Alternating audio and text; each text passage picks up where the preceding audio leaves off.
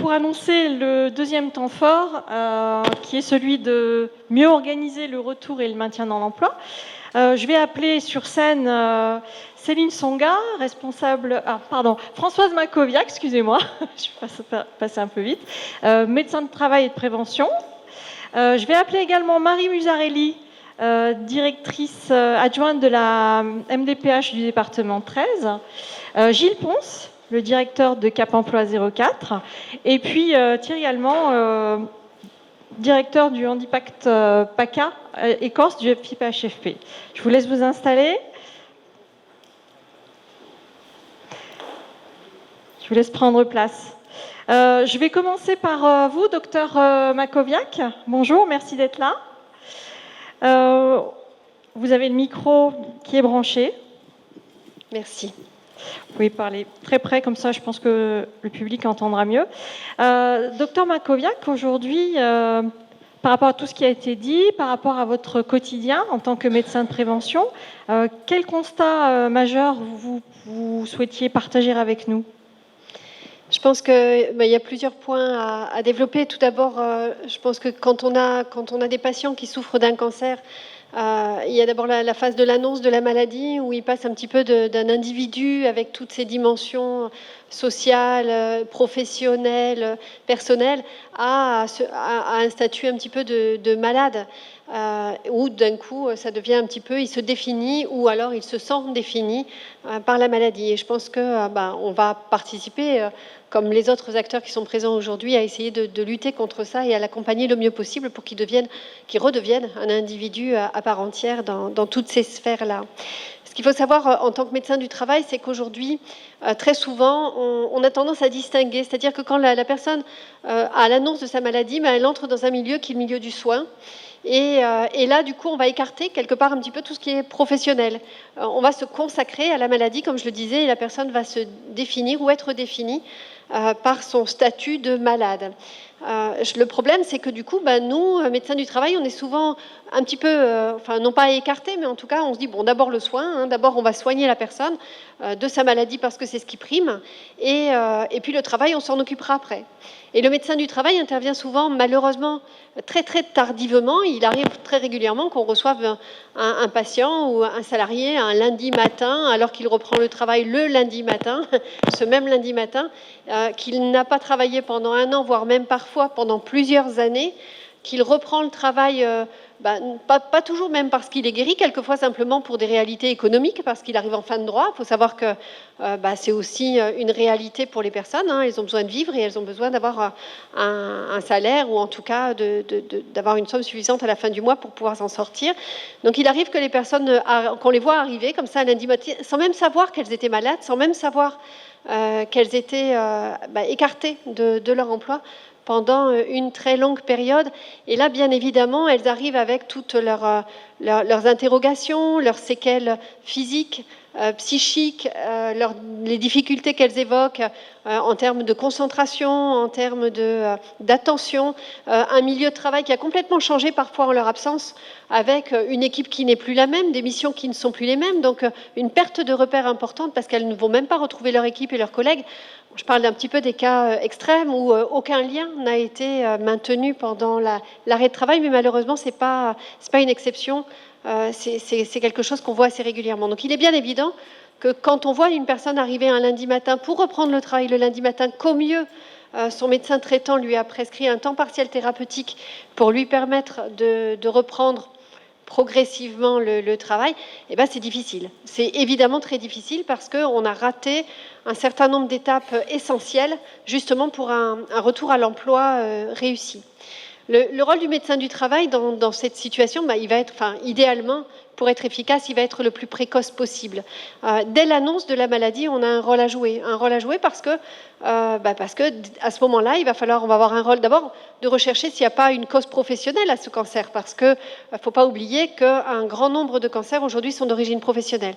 Donc d'interroger le salarié, de reparcourir avec lui son historique professionnel et le bilan un petit peu des expositions passées, ça peut permettre de repérer une origine professionnelle à un cancer et du coup d'initier un petit peu tout ce qui est mécanisme de réparation par le biais d'une déclaration de maladie professionnelle, par exemple. Ensuite, ça va nous permettre de l'informer des possibilités, soit en termes d'arrêt maladie. Donc, dans la fonction publique, on va être souvent sur des demandes de congés de longue maladie. Alors, on n'est pas les seuls à le faire, hein, nos collègues des ressources humaines le font aussi, bien évidemment. Mais il y a d'autres dispositions qu'un arrêt long qui existent. Et souvent, la seule chose dont on va leur parler, c'est de faire une demande de congé de longue maladie ou de congé de longue durée. Quand l'arrêt doit être prolongé, et pas des autres dispositifs possibles pour favoriser un maintien dans l'emploi, parce que permettre à une personne, ou en tout cas lui laisser le choix de continuer à travailler quand elle est malade ou pas, c'est vraiment quelque chose d'essentiel. Donc il y a d'autres dispositifs qui existent, et notamment le congé de longue maladie fractionné, par exemple, qui est trop peu utilisé, à mon sens, dans la fonction publique aujourd'hui.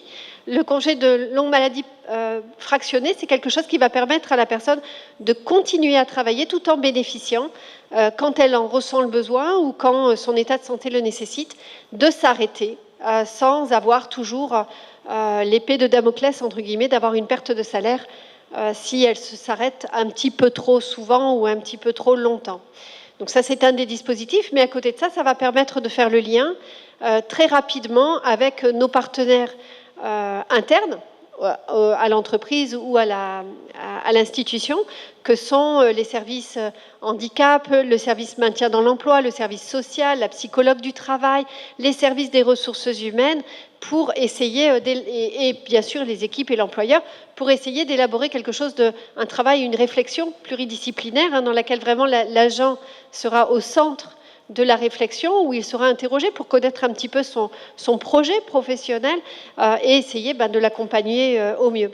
Donc on va très rapidement se mettre en lien avec nos partenaires internes, mais aussi nos partenaires externes, que sont bien évidemment, si nécessaire, Cap Emploi, la MDPH, etc. Et puis aussi le tissu associatif local, qu'on a souvent la chance de bien connaître par les dispositifs, on en a parlé, hein, des maisons régionales de santé, mais aussi tout le dispositif associatif qui peut exister en local pour soutenir, aider et accompagner les personnes qui sont dans ces situations. Au fur et à mesure de la prise en charge, on va pouvoir garder un lien avec le salarié, hein, pas forcément quelque chose de très rapproché, mais au moins essayer de suivre un petit peu l'évolution de la pathologie, et puis d'anticiper ainsi le retour à l'emploi quand la personne a été arrêtée de façon prolongée, et notamment la nécessité de mettre en place des actions d'aménagement. Hein. Si la personne a souhaité continuer à travailler, c'est des choses qui auront déjà été faites. Alors, quand on parle d'aménagement de poste, ça peut être un aménagement technique, ça peut être un aménagement horaire, ça peut être de préconiser du télétravail quand c'est possible, ça peut être aussi quelquefois de préconiser un changement temporaire de poste de travail parce que la personne n'est plus en capacité, mais on l'estime de façon temporaire, d'occuper son poste de travail ou son métier. Donc tout ça, on va le faire au fur et à mesure de la pathologie, d'anticiper au mieux la reprise, comme je l'ai dit, et partir de façon à ce que la personne puisse garder ce lien social et professionnel qui est si important dans les mécanismes de guérison et de résilience, de façon à lui permettre, comme je le disais en début et en introduction, de ne pas se définir uniquement par sa maladie, mais aussi par le lien social qu'elle aura pu maintenir. Merci, docteur. Vous avez évoqué à plusieurs reprises le fait de mobiliser plusieurs acteurs, la pluridisciplinarité. Alors, elle est illustrée ici autour de cette table ronde. Hein. Je vais passer la parole à Marie Musarelli.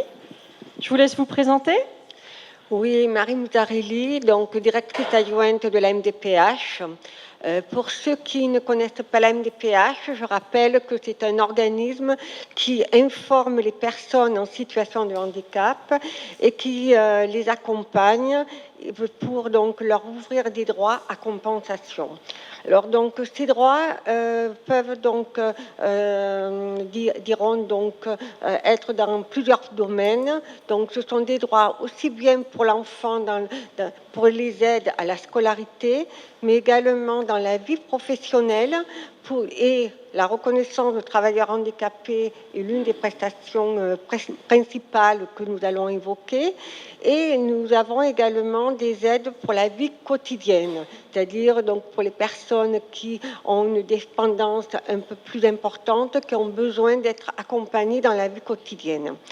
Ce qui change, ce qui a changé ces dernières années au niveau de la MDPH, c'est que par le passé, donc, lorsqu'un dossier était déposé à la MDPH, les équipes pluridisciplinaires donc analysaient, apportaient une réponse à la demande exprimée. Depuis maintenant donc quelques années, on ne s'attache pas uniquement à la demande exprimée. Nous allons donc aborder la situation dans toute sa globalité, que ce soit pour un adulte, on abordera donc ses besoins dans la vie certes professionnelle, mais également dans la vie quotidienne. Quelles sont les limitations d'activité de la personne et quels sont donc les besoins à compensation pour lui permettre à la fois d'exercer une activité professionnelle, mais également donc d'être pleinement intégré dans la vie de la société. Donc, bien entendu, faire la démarche de déposer un dossier à l'MDPH donc n'est pas facile. Souvent, il convient d'être accompagné, car à un moment donné, c'est reconnaître ses limitations d'activité, c'est reconnaître donc les problèmes donc de concentration, sa fatigabilité, donc et le port de charge ou encore donc la station debout pénible. Donc, il est certain que faire reconnaître ces limitations d'activité est une étape supplémentaire aux personnes donc, qui sont confrontées à la maladie, puisque donc c'est reconnaître sa vulnérabilité. Vers qui se tourner pour effectuer ces démarches, Madame Musarelli? En fait, donc, il est certain personnes qui sont confrontées à la maladie, qui sont en âge de travailler, par exemple.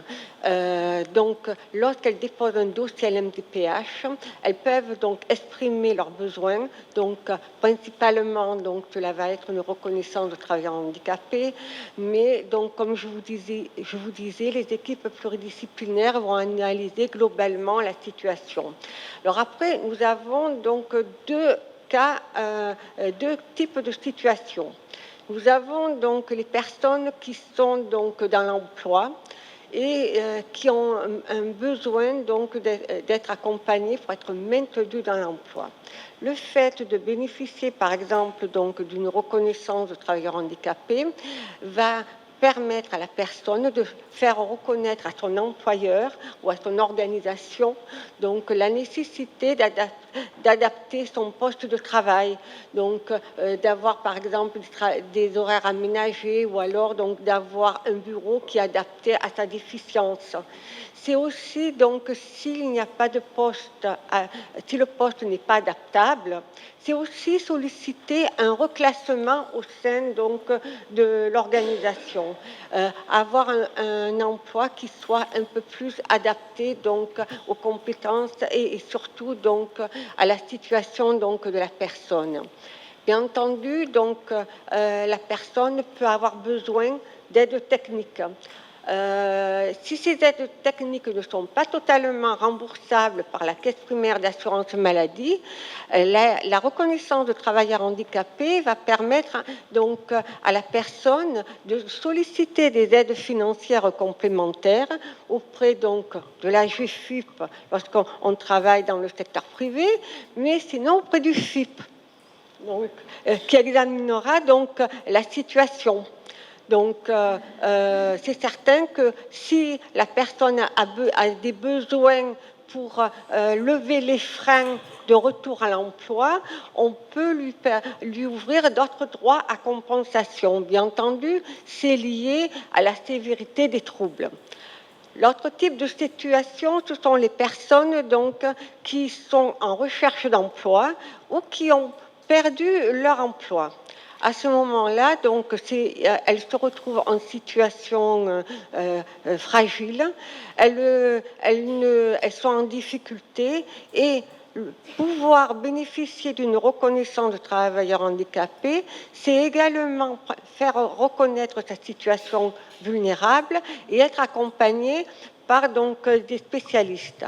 Alors ces spécialistes, donc vous avez les référents spécialisés de Pôle emploi qui peuvent donc à ce moment-là prendre en compte la situation et les orienter vers des dispositifs spécifiques. Ou encore, donc, lorsque les troubles sont sévères, si donc la déficience est beaucoup plus grave, donc c'est également bénéficier d'une prise en charge médico-sociale pour accompagner les personnes vers l'emploi. Et comme je vous disais, même si la personne a exprimer uniquement le besoin donc, de reconnaître son handicap par le biais d'une reconnaissance de travailleur handicapé, on va malgré tout analyser sa situation globale, ses ressources. A-t-elle des ressources? Si ce n'est pas le cas, à ce moment-là, donc, on peut donc s'interroger si elle est éligible à l'allocation adulte handicapé. Et ce, dans l'attente donc de l'aider à retrouver un emploi. Donc vous voyez donc le fait de déposer un dossier donc à l'MDPH peut effectivement aider la personne à soit se maintenir vers l'emploi, soit à être accompagnée pour retrouver un autre emploi. Merci Madame Musarelli.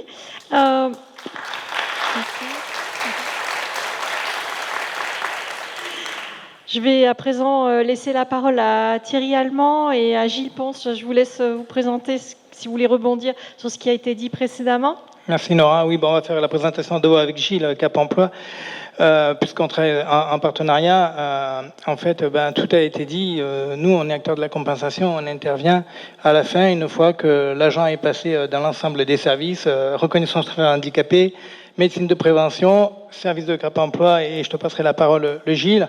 Comme ça a été dit par notre présidente, on intervient sur 3 volets, le volet insertion, recrutement, le volet maintien dans l'emploi, et le volet aussi formation, sensibilisation des regards, dont aujourd'hui c'est une illustration. On est un acteur qui intervient à la fin, après le droit commun, et on intervient sur différents champs. Vous avez évoqué l'aménagement de poste. C'est typiquement une des actions qu'on peut faire pour maintenir dans l'emploi le plus longtemps possible un agent.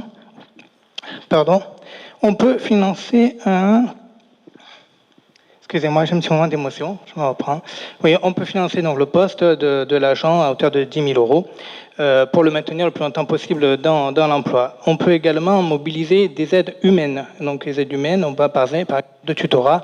Le tutorat qui peut être mobilisé pour accompagner la reprise à l'emploi le plus longtemps possible.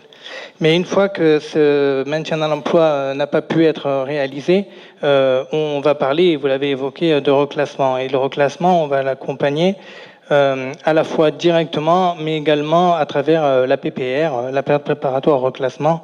Et on l'accompagne de manière significative parce qu'on peut financer à la fois la formation et les bilans d'accompagnement. L'intérêt de la PPR, c'est que c'est un dispositif qui va permettre à la fois de suivre une nouvelle formation, mais également d'être mis en situation professionnelle avec les mises en situation, de découvrir un nouvel environnement professionnel. Ce qui est important de préciser aussi, c'est que cette PPR, elle est interfonction publique et il peut y avoir une mise à disposition dans les 3 fonctions publiques pour découvrir des nouveaux environnements. Alors, on travaille en partenariat avec le service public de l'emploi, la Team Handicap, qui est composé de Pôle emploi et des services de Cap Emploi. Donc, Gilles est un des représentants directs aujourd'hui. On travaille également avec les centres de gestion, certains sont présents ici, je les remercie, et on travaille bien évidemment avec l'ensemble des employeurs publics et des acteurs de la compensation, notamment avec des actions communes avec la GFIP. Au-delà de ces 2 axes qui sont le maintien dans l'emploi et le reclassement et la reconversion, on intervient aussi sur le changement des regards, la sensibilisation. On a différentes actions pour pouvoir former le manager de l'agent qui est malade, parce qu'on l'a dit tout à l'heure, c'est important de changer les regards. Former l'agent lui-même s'il a des besoins spécifiques par rapport à son retour à l'emploi. Former le collectif de travail et faire surtout des actions de sensibilisation de l'ensemble du collectif de travail. Et au-delà du Tour de France que nous avons aujourd'hui, nous avons tout au long de l'année, des manifestations avec le réseau des employeurs publics auxquels vous participez tous quasiment, et je vous en remercie. et on a cette action de sensibilisation sur différents types de handicap. Ce qui est important de rappeler aussi, c'est qu'on peut faire intervenir, et là je vais te passer la parole Gilles, des dispositifs qui sont communs avec l'AGFIP, qui sont fortement mobilisés d'ailleurs sur cette région et qui permettent d'apporter une réponse rapide et urgente à l'employeur public qui est confronté à une problématique de maintien dans l'emploi. Si tu veux compléter, Gilles. Oui, bonjour, bien sûr. Donc Gilles Ponce, je suis directeur du Cap Emploi des Alpes-de-Haute-Provence. Dans chaque département de la Provence-Alpes-Côte d'Azur, vous avez un Cap Emploi qui est en capacité d'intervenir directement à la demande d'un DGS, d'un employeur, voire d'un agent, sur site, pour accompagner à l'élaboration d'une solution de maintien dans l'emploi. Ça, c'est une phase de maintien de l'emploi. On intervient aussi, le Cap Emploi intervient aussi pour faciliter les recrutements des agents en situation de handicap ou des futurs agents en situation de handicap. Donc n'hésitez pas à solliciter les Cap Emploi sur la phase recrutement et sur la phase maintien dans l'emploi. Donc bien sûr, le Cap Emploi intervient, mais n'a pas l'expertise de spécialistes sur le cancer, sur la déficience auditive, sur les troubles psychiques. Donc le Cap Emploi intervient comme un ensemblier, comme un coordinateur d'un ensemble de partenaires qui peuvent être sollicités en fonction des besoins identifiés au sein des structures, au sein des différents établissements des fonctions publiques. Et donc, comme là, vous avez une interface de communication, nous pouvons solliciter des spécialistes par handicap spécifique grâce donc au financement de la GFIP et du FIP. Donc, c'est des interventions très rapides, très réactives, avec un minimum de traitement administratif pour les employeurs qui sollicitent. Et donc, l'objectif de ces opérateurs, c'est bien sûr de faciliter le maintien dans l'emploi en élaborant des différentes solutions. Donc, il y a des solutions en fonction des réglementations. Il me semble que le secteur privé et le secteur public ne disposent pas tout à fait des mêmes réglementations en termes d'assurance maladie, en termes de temps partiel thérapeutique ou en termes de combinaison d'une pension d'invalidité et d'un temps partiel.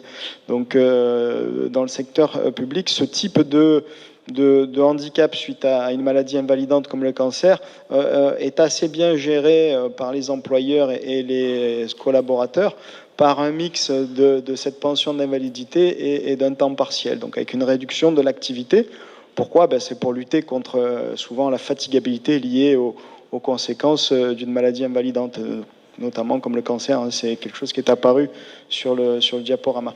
Donc notre intervention des Cap Emploi au sein des établissements publics, là pourrait, on va dire, se heurter à cette problématique-là de la combinaison des différentes solutions possibles de droit commun et de droit spécifique, mais aussi et surtout se heurte à la tension que vit actuellement les établissements publics. Je pense au secteur hospitalier, où nous intervenons assez souvent à la demande des établissements publics, mais l'organisation et l'aménagement des situations de travail se heurtent à cette difficulté de gestion des ressources humaines. Donc bien sûr, accompagner un agent administratif suite à son retour à l'emploi, c'est quelque chose d'assez facile, on sait faire pour aménager sa situation de travail d'agent administratif. Par contre, pour un agent de service hospitalier qui présente une fatigabilité importante, ça reste plus complexe. Donc je ne vous parle pas, bien sûr, des aides-soignantes et des infirmières. Donc là, il y a vraiment un gros travail à réaliser donc, à l'accueil de l'agent à son retour. Mais ce que j'aimerais transmettre comme sensibilisation là aujourd'hui, c'est vraiment de travailler sur la prévention, de travailler sur la gestion prévisionnelle des emplois, dans la mesure où si usure l'usure de l'organisme est quelque chose maintenant de connu sur certaines pathologies, sur certains métiers, et que l'on a du mal à maintenir à son poste à l'issue d'une situation de handicap, c'est vraiment dommage de ne pas penser prévention. C'est vraiment quelque chose à développer pour éviter de se retrouver dans des situations d'impasse, que ce soit aussi bien dans la fonction publique que dans le secteur privé. Mais nous avons vraiment un gros travail de prévention à faire pour limiter les risques professionnels. Et j'espère effectivement que, étant donné qu'on est sur une thématique cancer, que la prévention et les changements de comportement sont quelque chose qui sera vraiment à développer dans les années à venir pour éviter de se retrouver en situation de handicap. Voilà. Merci. Juste pour compléter par rapport à ça, effectivement, c'est dire il y a peut-être des choses qui sont en train de bouger sur ce volet-là au niveau réglementaire. On n'a pas aujourd'hui une visibilité complète, mais c'est quelque chose que je pense qui est pris en compte pour la partie des agents publics. Et je voulais rappeler aussi que, comme vous l'avez dit, les RQTH c'est important, mais au niveau du FIP, on accompagne aussi les agents inaptes et aptes.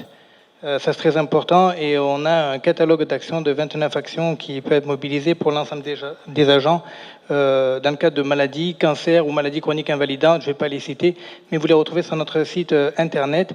En tout cas, on a une solution d'accompagnement pour presque tous les types de handicap qui peut être mobilisée, et il faut surtout, avant tout, faire connaître les dispositifs.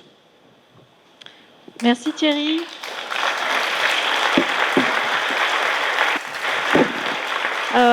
Merci à vous. Je vous laisse rejoindre le public. Merci encore.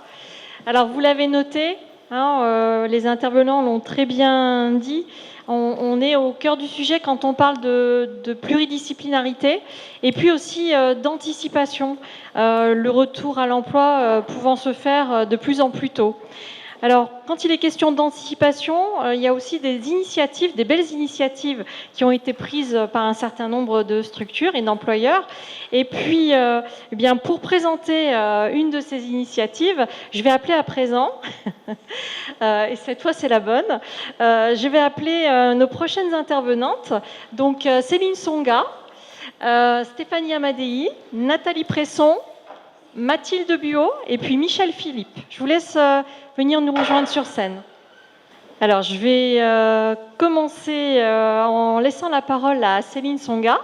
Céline, je te laisse te présenter et puis présenter ta structure. Oui, merci. Donc, Céline Songa, référente handicap à la métropole Aix-Marseille-Provence depuis 2018. Donc, la métropole, c'est un établissement public de coopération intercommunale, tout jeune, qui a été créé en 2016.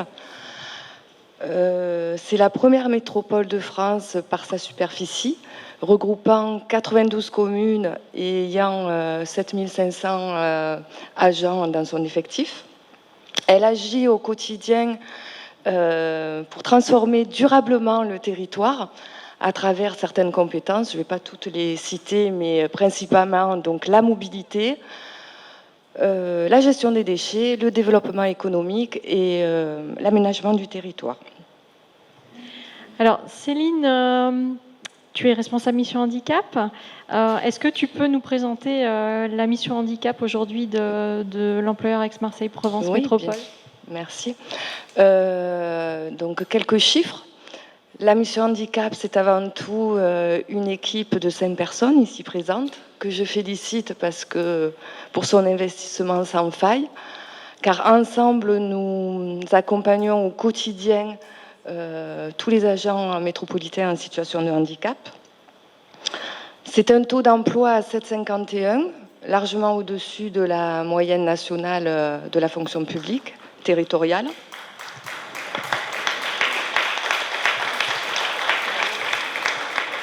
C'est 565 bénéficiaires de l'obligation d'emploi, dont une majorité issue de la filière technique et de catégorie C. C'est plus de 200 agents accompagnés annuellement. C'est 183 personnes qui ont pu bénéficier de dotations depuis 2020. C'est 50 personnes qui ont été recrutées d'une manière pérenne depuis 2020 aussi. Et enfin, c'est de nombreuses actions de communication et de sensibilisation pour pour changer le regard, changer les mentalités, comme on l'a dit.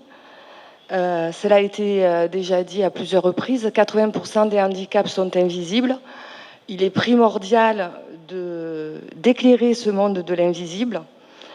Nous avons déjà commencé l'année dernière, lors de la CEP, avec la création d'un flyer sur les maladies invalidantes. Voilà. Merci Céline. Alors Céline, Aix-Marseille-Provence Métropole est, je crois, l'un des premiers employeurs à avoir signé la charte Cancer at Work lors de la SEPH, la Semaine européenne pour l'emploi des personnes handicapées. Raison pour laquelle on a également autour de cette table ronde Stéphanie Amadei et puis Nathalie Presson, directrice générale de Cancer at Work. Alors, la collaboration avec Cancer at Work, quelle en a été la genèse ? Comment est-ce que vous en êtes arrivé à travailler avec Cancer at Work, Céline ? Alors en fait, c'est Stéphanie Amadei, ici présente, agent métropolitain en situation de handicap, qui nous a mis en lien avec Cancer at Work. Et donc l'acte fondateur a été la signature protocolaire de la charte d'engagement, en fait, signée par notre élue ici présente, Madame Véronique Micheli, toujours aussi investie, mobilisée, impliquée avec nous.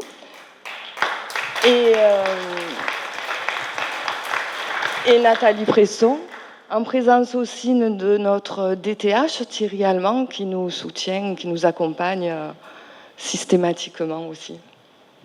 Donc il faut peut-être passer la parole à Stéphanie Amadei. Stéphanie, bonjour, merci d'être là. Je vous laisse vous présenter. Bonjour. Donc vous travaillez au sein d'Aix-Marseille-Provence Métropole. Pourquoi, comment parler du cancer au travail ? Comment est-ce que vous en êtes arrivé à parler du cancer à votre poste et expliquez-nous un petit peu tout ça. Bonjour à tous. Oui, en effet, j'ai moi-même été touchée par cette maladie. Et comme à peu près tout le monde, je n'étais pas préparée à cette épreuve, ni aux conséquences qu'elle allait avoir sur ma vie personnelle et sur ma vie professionnelle. Et je me suis rendu compte que la reprise du travail, c'était quelque chose d'extrêmement compliqué, qu'on sous-estime beaucoup. Vous l'avez dit tout à l'heure, il y a souvent des séquelles, des traitements, et je me suis rendu compte que les difficultés que je percevais n'étaient pas forcément connues ou comprises de mon environnement. On croit que parce qu'on va reprendre le travail, tout est revenu comme avant, mais non, les choses ne sont plus comme avant, et quelquefois d'ailleurs peut-être tant mieux.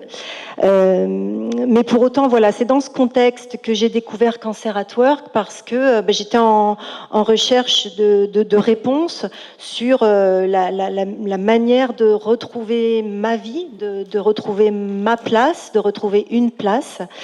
Et j'ai découvert donc qu'une association existait, l'association Cancer at Work, qui travaille donc sur les maladies qui impactent le monde du travail.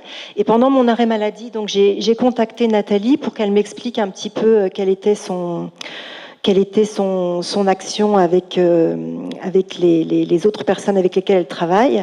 Et j'ai trouvé que le fait que ce soit une association qui soit créée par d'anciennes patientes, c'était un vrai plus, parce que j'avais vraiment le sentiment qu'elle comprenait les attentes et les besoins des patients. Aussi, lorsque j'ai pu enfin reprendre le travail, tout naturellement, j'ai proposé en effet à la métropole, mon employeur, de conventionner avec cette association, avec derrière l'espoir que pourrait naître un plan d'action très concret qui pourrait aussi libérer la parole, faire bouger les lignes et changer le regard sur le handicap et la maladie. Merci Stéphanie. Je vais passer la parole à Nathalie Presson. Est-ce que vous pouvez nous présenter Cancer at Work ? Et puis plus globalement, aujourd'hui, quelle a été la collaboration avec Aix-Marseille-Provence Métropole ?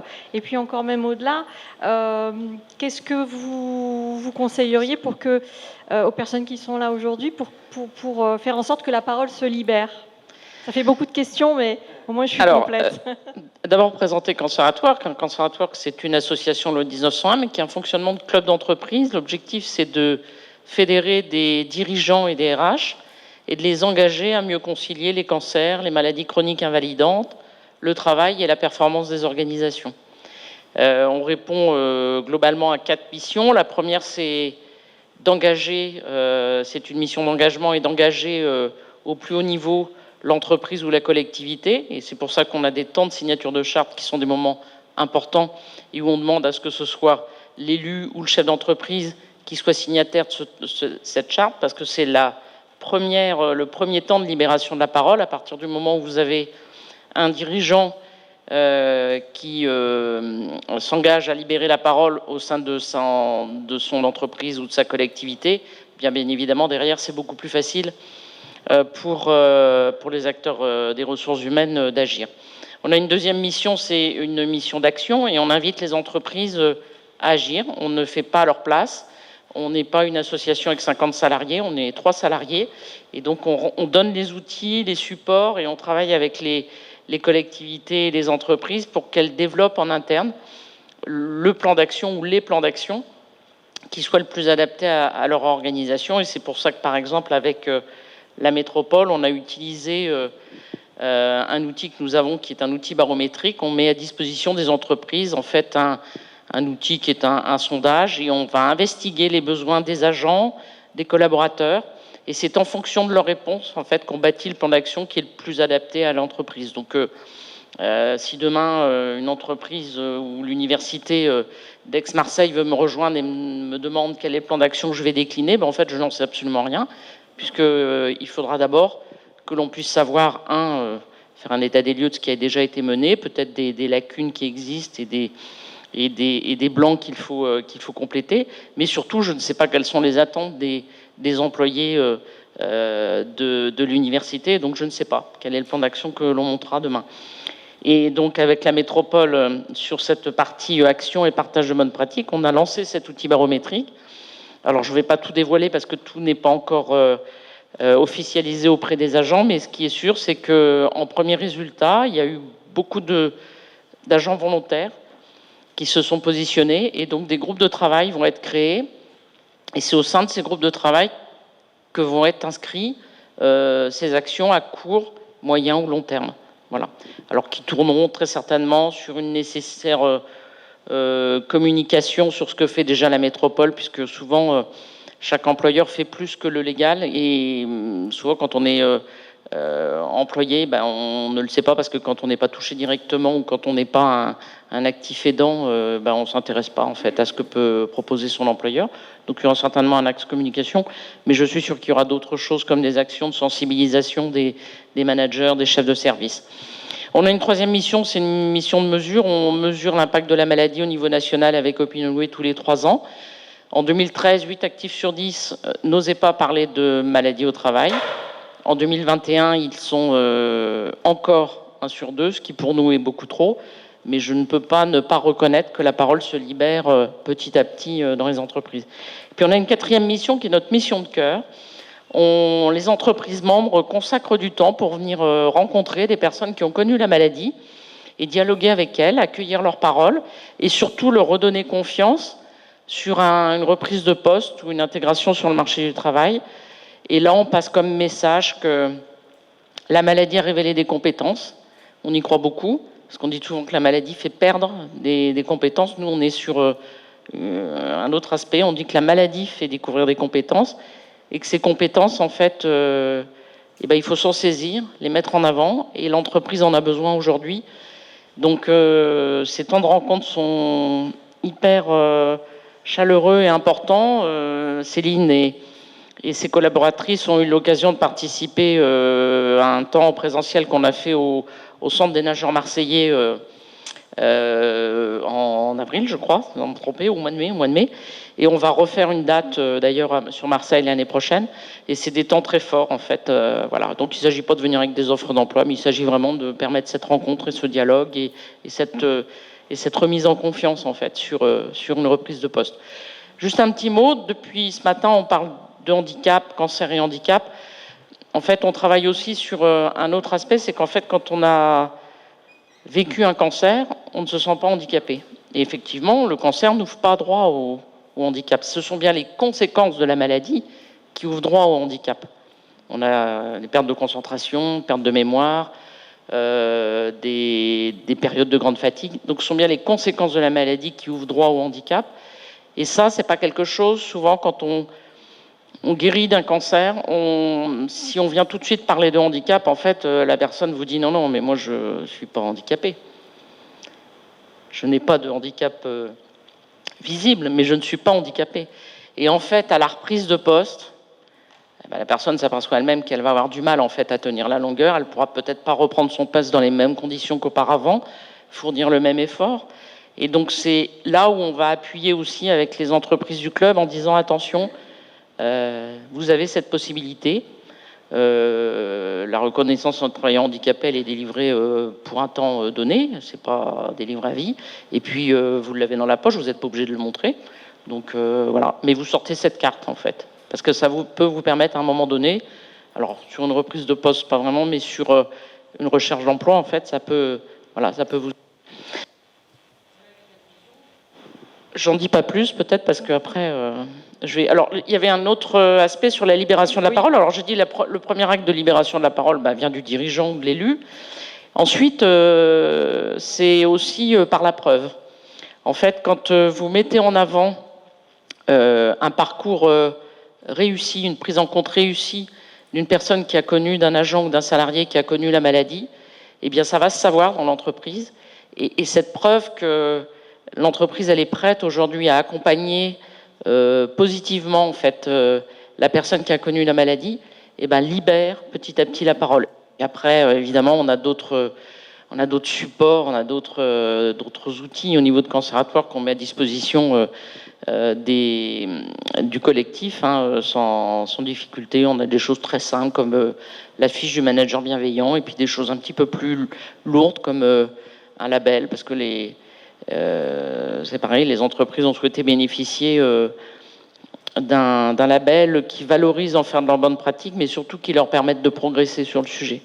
Parce qu'on n'est jamais arrivé à un moment donné en disant ça y est, j'ai posé le sujet et maintenant c'est bien établi dans ma structure. Non, en fait, il faut toujours renouveler. Voilà ce que je peux dire aujourd'hui. Merci Nathalie.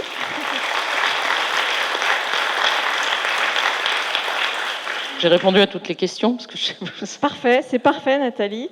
À présent, je vais laisser la parole à Mathilde Buot de l'Agnac Lasso. Alors c'est un nom très punchy ça, l'Agnac Lasso. Je vous laisse vous présenter Mathilde. Oui, merci de votre accueil. Donc l'Agnac est une association. Nous proposons un accompagnement au retour à l'emploi, un accompagnement assez long, collectif et individuel, à des personnes qui souhaitent retourner en emploi à leur poste, dans leur structure ou rechercher un nouvel emploi. Après avoir été touchées par un cancer, et on a de plus en plus de personnes qui frappent à la porte, qui ont été touchées par une maladie invalidante, et les problématiques sont assez proches. Pourquoi l'Agnac ? Parce que toutes les personnes qu'on accompagne, elles nous touchent, et elles ont toute une niaque incroyable. Et je crois que c'est une belle leçon de vie aussi, de voir tout ça. Donc on s'appelle l'Agnac et notre logo, c'est un point. Voilà. Alors, l'Agnac, on accompagne toutes les personnes qui frappent à la porte, et aussi bien des personnes qui viennent de l'emploi public que de l'emploi privé. Il n'y a pas de différence. Dans le cas du secteur public, on s'appuie aussi sur les structures, les dispositifs qui sont destinés aux personnes en situation de handicap, et notamment pour des cas de reconversion, on s'appuie sur les centres de gestion qui ont souvent une mission handicap et qui sont des partenaires importants. Alors, on accompagne également des personnes en reconversion vers la fonction publique. Et alors, pour nous, il y a des points clés. Il y en a à peu près 45. Mais je vais vous en donner 2. Donc, des points clés de succès pour le retour à l'emploi. Pour nous, c'est déjà prendre le temps de s'occuper de soi et de se rétablir avant de vouloir retourner travailler. On se rend compte que les personnes subissent une pression une pression de leurs proches, une pression de la société. Bon ben ça y est, t'es guéri, tu vas pouvoir y retourner. Bon ben quand même, ça fait un moment que tu fais rien, va peut-être falloir y penser. Tout ça, c'est assez difficile. Et retour au travail trop précoce d'une personne qui va pas forcément écouter ses propres besoins justement, mais qui va être mise sous pression, c'est souvent un échec. La deuxième chose, c'est de pouvoir accompagner la personne à n'importe quel stade du parcours de soins. Et on a des personnes qu'on accompagne qui nous ont dit, mais nous, on aurait aimé pouvoir se projeter, avoir l'information de cette possibilité d'accompagnement pendant qu'on était encore en chimio. Et l'accompagnement, il se fait pas, il commence pas à la fin. Il commence à n'importe quel moment, quand la personne a envie de se projeter. Alors, nous, ce qu'on propose comme accompagnement, à la base, c'est vraiment un accompagnement retour à l'emploi ou à l'activité. J'aime bien l'activité aussi, mais bon, c'est un autre débat. On va avoir effectivement un parcours un peu technique. On fait un bilan professionnel, on fait émerger des pistes, on met en place les outils classiques, des périodes d'immersion, des essais accompagnés, enfin tous les dispositifs qui existent. Mais indépendamment de tous ces outils-là, on travaille beaucoup sur la confiance en soi, l'estime de soi. Alors, on en a tous à peu près parlé, je pense que je ne vais pas repartir là-dessus, mais c'est quand même super important. On se rend compte, sortir de l'isolement aussi. On a un accompagnement, alors également sur la partie administrative, parce que là, c'est même plus la double peine, c'est la triple peine, en termes de démarches administratives, tout ce qui est éventuellement invalidité, RQTH, on amène les personnes à monter leur dossier. Ce que vous avez dit, c'est tout à fait vrai. Le mot handicap, il fait peur. On les amène à monter un dossier pour qu'elles soient protégées par la suite. Je parle même pas du mot invalidité. Alors là, on touche. Donc pareil, dans certains cas, on les accompagne vers les bons interlocuteurs et puis dans la compréhension des dispositifs qui vont pouvoir les aider. Alors au-delà de tout ça, on propose des ateliers un peu différents et par exemple, et je crois que vous en avez parlé, on a un atelier qu'on appelle Nouvelles ressources. Et en fait, il s'agit de valoriser toutes les compétences et les qualités qui ont été acquises pendant le parcours de soins. Et ça, c'est super important parce que non seulement tu as tes compétences, tu es toi-même, mais tu es même augmenté par rapport à avant la maladie. Et ça, c'est quelque chose que nous, on constate et il faut vraiment que les personnes s'en rendent compte. On a des temps conviviaux. On fait des visites culturelles, on a des ateliers. Puis alors après, comme on fait du collectif, les activités, le groupe se soude. On peut parler vraiment de paire et danse. Et c'est vrai qu'on n'en a pas forcément beaucoup parlé, mais c'est vraiment un aspect super important. Beaucoup de solidarité. Et tout d'un coup, elles vont se mettre à organiser des activités complètement en dehors du parcours. Elles vont s'organiser des pique-niques, des sorties, etc. Et ça, c'est super important aussi, parce que c'est des personnes qui se sentent assez isolées à la sortie. Elles sont coucounées pendant le parcours de soins, mais la sortie, c'est... Alors, on a juste un petit mot sur notre rôle de plaidoyer également, parce qu'on a décidé de porter la parole de toutes ces personnes qu'on accompagne, et même elles vont porter elles-mêmes leur parole. On a été reçus par le ministre du Travail avec une délégation de niaqueuses, et qui sont allés parler de leurs difficultés, parce qu'il y a quand même des choses qui vont pas, il y a des choses à faire changer. Donc c'est aussi une partie de notre rôle. Pourquoi je dis les niaqueuses ? On a 99% de femmes qui frappent à la porte. Où sont les hommes ? On ne sait pas. Donc il y a sûrement des raisons, ça sera encore un autre débat, mais voilà, 99% de femmes sont des niaqueuses. Je vais simplement vous donner donc 2 exemples d'accompagnement réussi.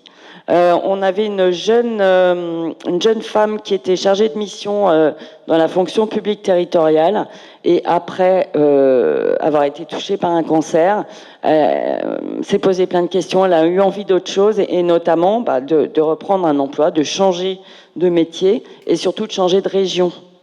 Et le fait justement de travailler dans la fonction publique, il y a beaucoup de passerelles. Elle a pu accéder à un poste dans les ressources humaines dans une autre collectivité territoriale assez lointaine. Donc ça, c'était plutôt chouette. Et justement, dans la fonction publique, on constate qu'il y a beaucoup de passerelles, et même entre les différentes fonctions publiques. On a accompagné une jeune femme aussi, alors bon, elles sont de plus en plus jeunes, hein, les personnes qu'on accompagne, qui était donc infirmière dans un hôpital, qui ne pouvait plus exercer son métier parce que trop de contraintes physiques, trop de contraintes horaires, etc. Et elle a pu trouver un emploi d'infirmière scolaire. Alors je dis pas que c'est toujours super cool, mais elle n'avait pas les mêmes contraintes qu'en travaillant à l'hôpital. Voilà, c'est 2 exemples d'accompagnement. Et je vais simplement vous donner quelques petites citations parce que on ne veut pas toujours parler pour elles. On aime bien que ce soit elles qui parlent. Alors, elles ne sont pas là aujourd'hui, mais je vous cite. Hein. Donc, ce programme m'a beaucoup aidé à reprendre le chemin du travail et à surmonter les obstacles, notamment ceux que je me suis imposés. Donc, il y a aussi la question de l'auto-stigmatisation. C'est une chance d'avoir pu être accompagnée. C'est fondamental après une telle maladie qui ravage tout sur son passage.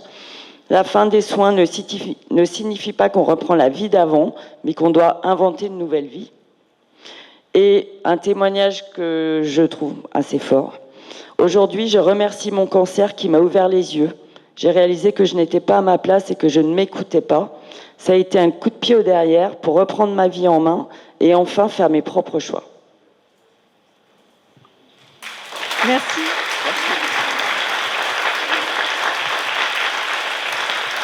Alors, merci Mathilde pour ces verbatims et puis ces témoignages poignants. Alors, avant de passer la parole à Michel Philippe, je crois que Stéphanie Amédéi, vous vouliez rajouter quelque chose ? Oui, en effet, je voulais rajouter quelque chose. On a beaucoup parlé des employeurs et c'est très bien. Je mesure l'immense pas en avant qui a été fait depuis quelques années dans la prise de conscience de ces problématiques. On l'a vu, le cancer, c'est une crise. Et comme toutes les crises, on les traverse mieux lorsqu'elles sont préparées. Et ce que je retiens de mon expérience et que j'aimerais vraiment partager avec vous, c'est que, d'ailleurs, dans cette salle, compte tenu des chiffres qu'on a annoncés tout à l'heure, il y a forcément des gens qui sont aussi des patients ou qui seront un jour des patients. Et si vous êtes concernés, j'aimerais vous dire 2-3 choses. La première, c'est parler, parler, parler. Ne restez pas isolés, parce que, en effet, dans le monde de l'entreprise, on le sait, le cancer est synonyme de performance dégradée, et c'est souvent ce qui est le plus difficile à accepter, non pas finalement pour l'employeur, mais bien souvent pour le patient, pour le malade. Et parler de sa maladie, c'est exposer sa vulnérabilité dans un monde, comme vous le savez, qui est ultra compétitif. Pour autant, moi, ce que j'aimerais vous dire, c'est n'ajoutez pas cette crainte à celle qui vous accompagne déjà au quotidien, lorsqu'on vous diagnostique une grave maladie, d'autant que vous vous rendrez compte que vous allez finalement croiser beaucoup de gens bienveillants, comme ceux qu'on a entendus aujourd'hui, et ça me touche infiniment. La compréhension est là, et bien souvent ce sont les patients qui mettent eux-mêmes des limites et qui n'osent pas parler. Vos collègues sont des humains, ils auront sans doute à cœur de vous soutenir d'une manière ou d'une autre, et ce sera sans doute aussi peut-être pour eux une source d'épanouissement et de joie. Le regard de la société a changé, on l'a dit tout à l'heure, donc ça aussi ça plaide pour libérer la parole, et appuyez-vous sur l'écosystème existant. Il existe tout un tas de structures, et moi j'en découvre encore aujourd'hui, que je trouve magnifiques, et le problème c'est que bien souvent on les découvre à un moment où on est affaibli, alors qu'il faudrait les porter à connaissance en prévention, pour que si par malheur la maladie vous touche, vous sachiez déjà vers qui vous tournez, et pas à un moment où, encore une fois, vous êtes fragilisé et diminué. Et ne pas négliger aussi les difficultés de la reprise, c'est un message que je voudrais faire passer, parce que bien souvent, on croit que vous revenez au travail, c'est que tout est terminé. Et puis ça arrange tout le monde parce que quelque part, on a un petit peu peur. Vous représentez une peur aussi pour vos collègues. Donc n'hésitez pas non plus à évoquer les difficultés que vous avez, les séquelles, les choses que vous ne pouvez plus faire. Parce que c'est, encore une fois, ne vous exposez pas à des difficultés supplémentaires, écoutez-vous. Et enfin, je voudrais rebondir aussi sur ce qu'a dit Nathalie tout à l'heure et que je trouve très important, c'est soyez fiers et ayez confiance parce que vous aurez au moment de la reprise du travail peur du regard de vos collègues, vous douterez sans doute de vos capacités à retrouver des réflexes professionnels, vous ressentirez peut-être une forme de culpabilité, celle par exemple d'avoir, entre guillemets évidemment, abandonné votre poste, la crainte, je l'ai dit tout à l'heure, de ne pas retrouver votre place, voire même une place. Et pourtant, je suis convaincue que cette expérience, ça peut être une véritable source de fierté. Rendez-vous compte, pour ceux qui l'affrontent ou qui l'ont affronté, tout ce qu'il vous a fallu surmonter. Vous avez sans doute, au cours de cette épreuve, développé de nouvelles compétences, des compétences psychosociales notamment, une forme d'agilité, une forme de résilience, une forme évidemment de courage et très souvent d'empathie. Et je trouve que l'empathie, c'est une valeur qui est très importante, y compris dans le monde de l'entreprise. Tout ça pour dire que ces compétences nouvelles, elles vous enrichissent et elles rendent précieuse votre collaboration dans l'entreprise. Donc vous êtes précieux, vous êtes utile et ayez confiance en vous. Et je voudrais dire un dernier mot, là le dernier parce que je suis consciente que je suis un peu longue, je voudrais qu'on parle aussi des aidants, parce que 15% d'entre vous seront un jour des aidants. Et je mesure combien votre place est difficile parce que autour de moi, des gens l'ont éprouvé. Ça requiert énormément d'énergie d'accompagner une personne malade et on oublie trop souvent que les aidants ont besoin d'aide également. Ça peut passer aussi par des aménagements et là je me tourne vers les employeurs que vous êtes pour qu'ils puissent être disponibles et soutenir leurs aidants et être complètement disponibles à leur poste. Peut-être qu'il faut réfléchir à des manières aussi de les accompagner. Et notamment voilà, dans l'accompagnement quotidien de leur... excusez-moi, je suis un peu émue, j'ai du mal à m'exprimer clairement. Mais voilà, je pense aux aidants et du coup, j'en profite pour remercier mon mari qui est venu aujourd'hui. Ça me fait très plaisir qu'il soit venu m'écouter. Voilà. Je vous remercie pour votre écoute. Merci Stéphanie pour ce partage dense et riche et puis pour tous ces éclairages. Alors je vais passer la parole à Michel Philippe. On a beaucoup parlé des différentes structures qui œuvrent pour accompagner les anciens malades, les malades et les anciens malades. Il y a aussi la Ligue contre le cancer. Donc, Michel Philippe, vous êtes bénévole au sein de la Ligue nationale contre le cancer sur les Bouches-du-Rhône. Donc, concrètement, vu de votre cours, par rapport à tout ce qui a été dit, quand on parle de cancer et d'emploi, qu'est-ce que ça évoque pour vous par rapport à votre quotidien de bénévole ? Et alors, la Ligue du cancer, tout le monde connaît, ou au moins a entendu parler de ces missions. Qui sont effectivement le soutien à la recherche, ça c'est un des plus importants. Tous les dons qui arrivent, parce que c'est une organisation. Ah oui, merci. C'est une organisation qui est indépendante sur le plan financier, sans soutien politique. Donc le don que font des particuliers, comme vous tous, des associations, souvent de familles qui ont été touchées par le cancer, de gens qui ont été touchés aussi quand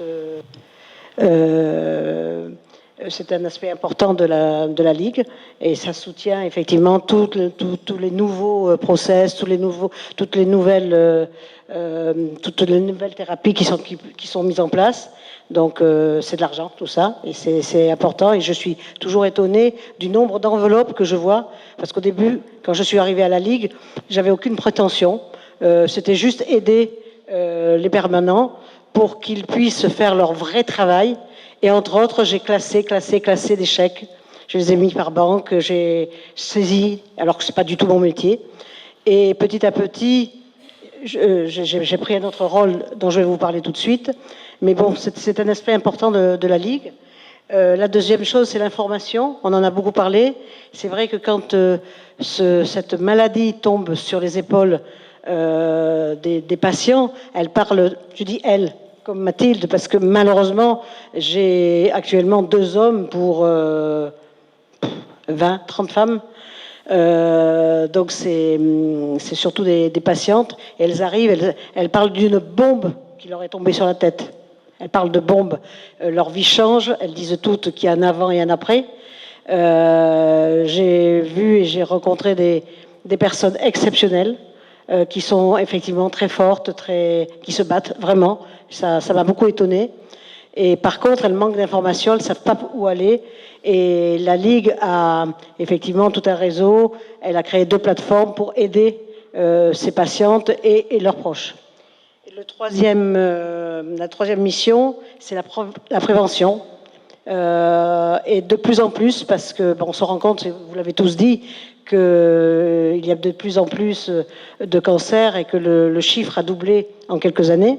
Donc la prévention se fait dans les entreprises, dans les écoles, cet été sur les plages, dans les festivals de musique de jeunes, pour sensibiliser justement les jeunes. Bientôt, il va y avoir une campagne de sensibilisation au tabagisme. Et puis le dernier volet, c'est effectivement l'accompagnement des personnes, des malades, des aidants. On a parlé des aidants. Il y a des psychologues. Au sein de tous les comités. Il y a 103 comités sur le plan national, donc c'est beaucoup. Il y a des psychologues. Et sur certaines entités, il y a des anciens RH ou DRH qui peuvent coacher ces patients vers le retour à l'emploi. Et c'est ce que je fais en fait depuis 2 ans. Je suis une ancienne DRH d'entreprise. Et l'idée est venue au niveau de la direction. On m'a demandé de le faire. C'est quelque chose de modeste que je fais. Je n'ai pas mis en place tout un process de bilan de compétences parce que je suis seule à le faire et que c'est un peu compliqué. Par contre, j'ai des entretiens toutes les semaines. Elles ont mon calendrier d'un mois sur l'autre. Elles savent quand je viens. Et j'ai des entretiens avec toutes les personnes qui ont besoin de se projeter dans l'avenir, professionnel ou pas. Mais elles ont besoin. Alors, elles parlent aux psychologues, bien évidemment, mais ce n'est pas pareil. Elles parlent à leur famille, elles parlent à leurs amis, mais n'ont pas l'écoute au niveau professionnel. Quelques-unes gardent le contact avec l'employeur, et ça c'est bien, et c'est même très bien parce que c'est plus facile pour revenir, ou pour quitter l'entreprise aussi, mais beaucoup se retirent, s'isolent, et comme vous le disiez, il faut parler, et surtout pas s'isoler. Et je vois, depuis 2 ans que je pratique ces personnes, je vois le bien que ça leur fait de parler, simplement de parler. Moi, je leur dis souvent, on est plus intelligent à deux que tout seul. Et en fait, je suis un peu un miroir pour elles. Et elles parlent, elles expliquent. Alors forcément, elles parlent de leur maladie, même si c'est pas de ça qu'on doit parler, mais de l'emploi et du retour à l'emploi. Mais forcément, on parle de tout ce qu'elles ont vécu, de tout ce qu'elles ont envie de vivre, de leurs espoirs, de leur misère, parce que vraiment, certaines souffrent beaucoup, et moralement et physiquement. Et puis, quand on arrive à trouver une solution, parce que c'est pas toujours évident, on ne trouve pas toujours des solutions, mais quand on arrive à en trouver, quel bonheur pour tout le monde. Pour elles, mais pour moi aussi, hein. Je dois avouer que c'est vraiment... Et j'ai été très étonnée de la force et du courage que j'ai trouvé dans ces femmes. Vraiment. Voilà. Merci Michel.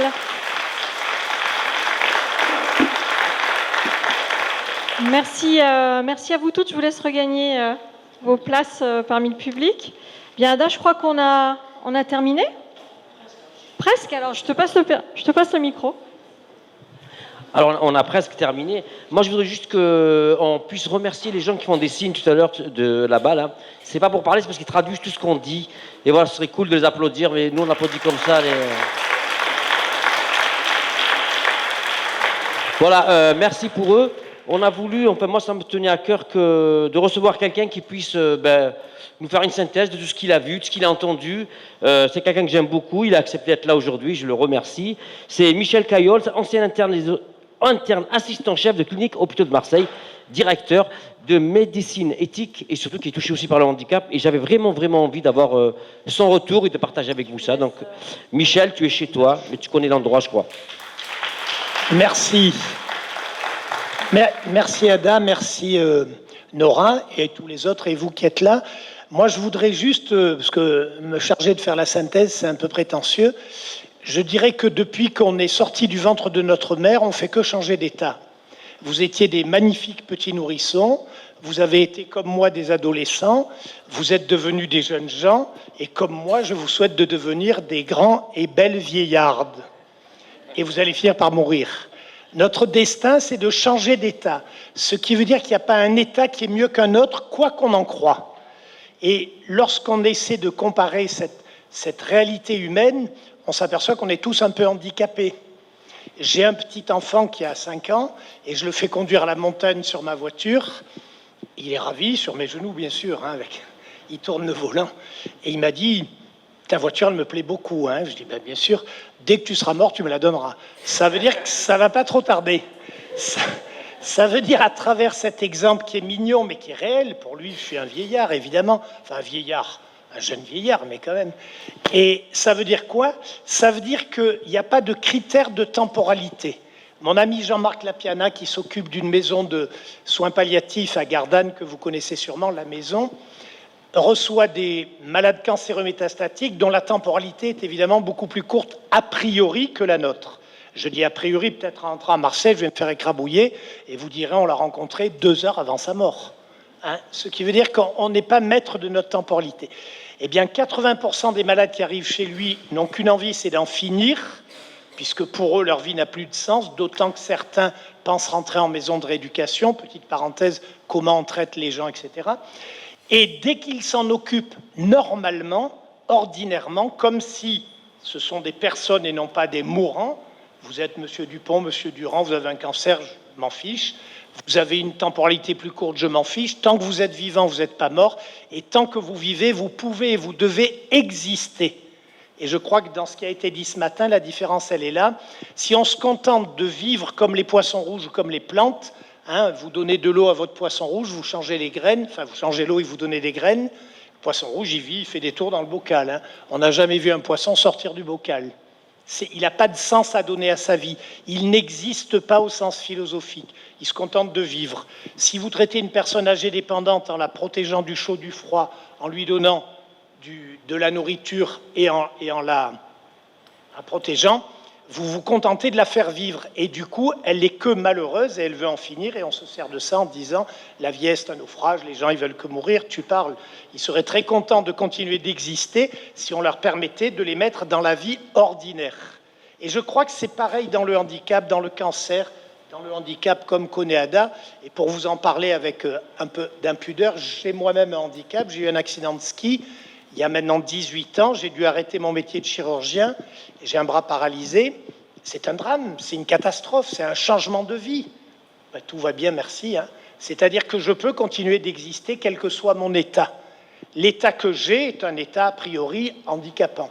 Dans la réalité, du moment que je peux exister dans cet état, tout va bien. Ce qui nous fait réfléchir, et vous l'avez dit en sous-jacent, qu'est-ce que c'est que la santé? C'est une douce illusion. Vous savez que d'après l'OMS, c'est un état complet de bien-être mental, physique et social. Bon courage. Si vous avez déjà rencontré des gens dans cet état, vous me téléphonez. Et si vous pensez qu'on peut l'être un jour, évidemment, ça nous, par retour, par envers, ça nous fait dire que si je n'ai pas la santé, je vais être malheureux. En janvier, vous allez dire maintenant, bonne année. Mais ne rajoutez pas, et surtout, bonne santé. Parce que les diabétiques, les cancéreux, les paralysés, les vieux et j'en passe, vous leur direz mauvaise année, puisque vous n'avez pas la santé. Vous voyez que c'est idiot ce paradigme. La santé n'existe pas. Nous sommes tous dans des états différents qui tous se valent, à condition que dans chacun de ces états, cancer, vieillesse, handicap, ce que vous voulez, nous puissions continuer d'exister quand bien même notre temporalité serait plus courte. Et je vous le répète, et je lui souhaite vivement, la temporalité de mon petit-fils, j'espère, est beaucoup plus grande que la mienne. Tant mieux, c'est pas grave. J'ai pas de Rolex, hein, vous avez remarqué. J'ai passé 50 ans, j'ai raté ma vie.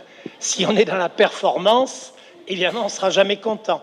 Et si vous avez une ride à 50 ans ou des cheveux blancs comme moi qui vont arriver, vous allez être désolé. C'est idiot d'être désolé, c'est inéluctable. Mais dans l'état dans lequel vous allez devenir, que vous soyez, je répète, cancéreux, métastatique, âgé ou ce qu'on veut, vous pouvez toujours, à condition d'être aidé, et les témoignages ont été bien significatifs, et il faut aider les gens qui sont dans cette phase très douloureuse et très ébranlante, il faut les aider à continuer de pouvoir exister en les rassurant, et je crois que ça a été dit ce matin. Et pour ma part, personnellement, je vous le dis, avec un peu d'excès quand même, je dirais presque, je dis bien presque, hein, gardez vos deux bras, hein, je dirais presque que j'ai eu un peu de chance d'avoir cet accident, puisque j'aurais été un orthopédiste, j'étais un orthopédiste distingué, j'avais une grosse activité, j'aurais encore la tête dans le guidon peut-être, en me disant ah, je ne vais pas m'arrêter, je vais continuer d'opérer, etc. etc. J'opérais bien, hein, rassurez-vous. Hein. Et j'ai dû m'arrêter brutalement, donc la période a été douloureuse, mais aujourd'hui tout va bien, et j'ai eu la chance de pouvoir faire un doctorat de philo et de créer un organisme de formation en éthique médicale. Et Adam m'aurait jamais invité s'il ne m'avait pas connu dans cet état. Ce qui veut dire, et ça a été dit ce matin, que le handicap, c'est-à-dire la vie dans le fond, nous amène tellement de nouveautés et tellement d'avenir, de choses dont on ne se doute pas, qu'il faut les prendre et non pas se cristalliser en disant si jamais j'ai les cheveux blancs, une ride ou si j'ai pas la Rolex, je suis foutu. Donc je crois que ça a été dit ce matin et j'insiste beaucoup là-dessus. Nous ne faisons que changer d'état. La santé n'existe pas. Et je vous rappelle que la maladie, au sens étymologique, ça veut dire mal habitus. Je n'habite plus bien le monde. Et il n'y a pas besoin d'avoir un problème de santé. Quand je pense que dimanche prochain, vous allez faire une fête de famille avec ce tonton débile qui raconte que des conneries, rien que d'y penser, vous êtes malade. Quand vous pensez qu'à Noël, il va falloir s'organiser pour que tout le monde soit là, ou quelle affaire, ça nous rend malade. Vous voyez que l'idée de malade, c'est « je n'habite pas bien le monde ». Et le boulot de notre humanité et de nos cancéreux, des handicapés, et je répète de tout le monde, c'est de pouvoir exister en étant bien dans le monde, c'est-à-dire non malade. Mais la santé n'a rien à voir pour ça. Il y a des diabétiques heureux, il y a des paralysés heureux, il y a des cancéreux heureux, etc., etc. À nous de les aider. Voilà, je crois qu'on pourra encore en parler plusieurs jours, mais c'est ça qui est intéressant. Je voulais juste rajouter quelque chose, puisque Ada a parlé de l'invisibilité. Alors là, je parle pour moi et peut-être aussi pour toi, c'est très visible. Moi, c'est pas très visible. Et je crois que je te l'avais raconté. Je prends le bateau pour aller en Corse il y a quelques années, et je prends le Corsica Ferry. C'est des Italiens un peu extravertis, et j'étais seul, je n'étais pas accompagné. J'arrive au bar, il y avait le barman très, très exubérant, on va dire italien, si on catalogue les gens, ce qui est toujours excessif. Et je lui demande une bouteille de San Pellegrino. Il me donne la bouteille et je lui dis « Est-ce que vous pouvez me l'ouvrir ?» Et il se met à rigoler. Et je vais lui nettoyer les chaussures aussi. Et puis quoi encore, etc., etc. En réalité, je m'en suis aperçu, et ça m'arrive dans la vie courante, mon handicap, il est invisible, mais c'est à moi de le visibilité, de dire aux gens « Attention, je ne peux pas ouvrir la bouteille. » Mais si vous ne le dites pas, ça ne marche pas. Quand je fais des courses au supermarché, ça m'arrive hein, quand même, et que j'ouvre le sac pour mettre les... C'est impossible, d'une main c'est très compliqué. Donc vous voyez dans la queue, les gens commencent à dire, ils commencent à nous emmerder celui-là, etc. Et en fait, dès que vous leur dites, excusez-moi, je ne peux pas le faire, alors ils sont meurtris. Il était meurtri, le garçon du bar du bateau. Il a dit, mon Dieu, excusez-moi, pardon, alors que c'était moi qui l'a mis mal à l'aise. Attention à rendre un peu visible, facile à dire, difficile à faire, le handicap, pour ne pas gêner ceux qui vous traitent ordinairement, et quand ils s'aperçoivent que vous avez un handicap ou un cancer ou ce que vous voulez, ils vont être encore plus gênés. À la limite, le handicapé, il a aussi une responsabilité pour pas trop en rajouter et pas trop le cacher non plus. Facile à dire, difficile à faire. Voilà, je m'arrête là. Merci à vous. Merci Michel, merci, c'est un vrai bonheur de t'avoir. Merci. Merci Michel, merci beaucoup. C'est le mot de la fin. Les mots de la fin, je laisse la parole à à Thierry Allemand. Merci. Juste, oui, quelques remerciements très, très sincères à tous ceux qui ont permis d'organiser l'événement. Bien évidemment, AMU. Merci, M. Bensoussan. Merci, Vincent. Très grand merci, Vincent. Nora, la PFRH, les intervenants de ce matin, ADA, l'association étudiante qui nous a permis d'utiliser les photos que vous verrez dans l'espace convivialité. Tous ceux qui ont participé de près ou de loin à l'organisation de cet événement, je pense aussi à Patricia Combaras, d'AMU, avec toutes les équipes techniques, parce qu'on a eu quelques sujets qu'on vous a épargnés, mais ça a été assez compliqué de monter l'événement. Merci à vous tous ici présents, partenaires institutionnels et associatifs, d'être à nos côtés tout au long de l'année.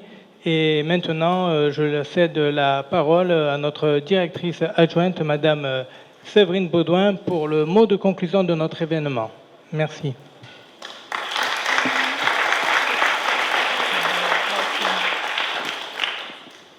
Séverine, vous avez peut-être le micro si vous préférez ou pupitre. Bien, d'abord, merci Thierry pour avoir fait les remerciements, ce qui m'évitera d'oublier des personnes. Mais naturellement, je me joins à tes remerciements à tous, à la fois aux organisateurs. Je remercie quand même AMU pour son soutien dans cette organisation. Merci à toi aussi Thierry pour avoir été la cheville ouvrière aux côtés de Nicole Freinet, notre directrice de la communication. Et nous repartons, je pense, pour le FIP, riche de beaucoup d'enseignements à l'issue de cette matinée. J'avoue que quand j'ai vu le titre de la journée, je me suis dit on va devoir discuter d'un paradoxe, d'une contradiction, et finalement on va repartir d'ici avec des idées peut-être un peu plus claires, et puis aussi des attentes d'évolution institutionnelle qu'il va nous falloir conduire à l'avenir, et voir aussi les manières de renforcer notre engagement. Cancer et travail, je pense que c'est vraiment une contradiction dans l'esprit, quand on le dit au départ, et puis quand on discute pendant une matinée, ça le devient un petit peu moins. Une contradiction parce qu'on a entendu ce matin qu'il fallait, quand on a cette maladie, on ne souhaite pas être assigné à sa maladie, ce qui est bien légitime, mais néanmoins, en milieu de travail, on a besoin de connaître les effets, de les qualifier pour adapter les situations de travail. Pour les personnes, évidemment, il va falloir dédramatiser la situation pour avoir une vie qui soit aussi normale que possible, même si évidemment la notion de normale est une notion relative, pour supporter la période du traitement et à l'issue, savoir comment on fait pour revenir dans le monde du travail. Parce que la priorité évidemment c'est de se soigner, ça a été dit, mais c'est essentiel de pouvoir reprendre le pouvoir sur sa vie, et reprendre le pouvoir sur sa vie, ça passe aussi par le fait de revenir au travail, de retrouver la sociabilité, d'avoir cette sensation d'être actif, utile, et puis aussi tout simplement parce que il faut bien travailler pour gagner de l'argent et subvenir à ses besoins. Donc cette sociabilité, elle peut aussi, je pense, sauver les personnes et les aider en tout cas à se sortir de la maladie, même si paradoxalement parfois, ça a été dit aussi, c'est le milieu de travail qui a été générateur de cette maladie. La société face à la maladie, elle ne peut pas le nier, c'est un phénomène qui est fort. Les chiffres qui ont été montrés ce matin aussi le montrent fortement. Nous y serons tous confrontés de près ou de loin dans notre vie, pour nous-mêmes ou pour un de nos proches, au cancer. C'est aussi une question de productivité pour les entreprises. Comment est-ce qu'elles font pour gérer ces périodes où elles vont devoir gérer une personne, un agent qui va devoir s'éloigner un moment et puis revenir dans les meilleures conditions. Les modalités de prise en charge, elles changent aussi. On parle désormais de maladies chroniques. Donc tout ça, ce sont des enjeux pour nous de les prendre en compte dans notre système institutionnel. On l'a vu, le travail partenarial, c'est une chose essentielle, même si, évidemment, la personne qui est malade, elle prend le pouvoir, elle est au cœur du dispositif. Ça, c'est aussi notre enjeu en tant qu'aidant, écoutant, d'entendre cette parole. Et on l'a vu, dans la salle, on avait des gens d'horizons très différents, et aux tables rondes aussi. Et c'est ce qui fait la richesse de la prise en charge pour trouver des solutions. Des solutions qui sont parfois coûteuses, mais pas toujours. On peut avoir aussi des solutions simples. Et une chose est importante, c'est de lever les tabous, on l'a entendu, d'en parler, libérer la parole, et d'anticiper dans la prévention des cancers, mais aussi dans la prévention du moment du retour à l'emploi. Et ça, à chaque fois, c'est vrai, c'est quelque chose qu'on dit sur le handicap. Il n'y a pas une solution, il y a autant de situations et autant de solutions à trouver. C'est du coût humain, il faut souvent être imaginatif. On a des aides financières, des modalités de compensation, on les a évoquées. Mais ça veut dire aussi qu'il faut qu'on sache sensibiliser les managers, parce que sans le manager, dans le collectif de travail, c'est compliqué. Il faut aussi que les collectifs de travail soient sensibilisés. On sait que de nombreux appuis existent. Le tissu est riche, hein, comme en ont témoigné ce matin les différentes personnes présentes. Et la prévention, ça permet bien souvent d'éviter les impasses, parce que quand on se pose la question trop tard, parfois, on ne va pas réussir à trouver de solution pour la personne et pour le collectif de travail. Donc si je devais retenir une chose importante ce matin, c'est qu'on peut se dire que le milieu de travail, c'est un peu le reflet de la société, et puis qu'au fond, on y passe beaucoup de temps. Et si on peut aider notre société à devenir respectueuse des différences, plus aussi capable de bienveillance envers l'ensemble de ses membres, eh bien, on aurait, je pense, réussi quelque chose. Merci à tous.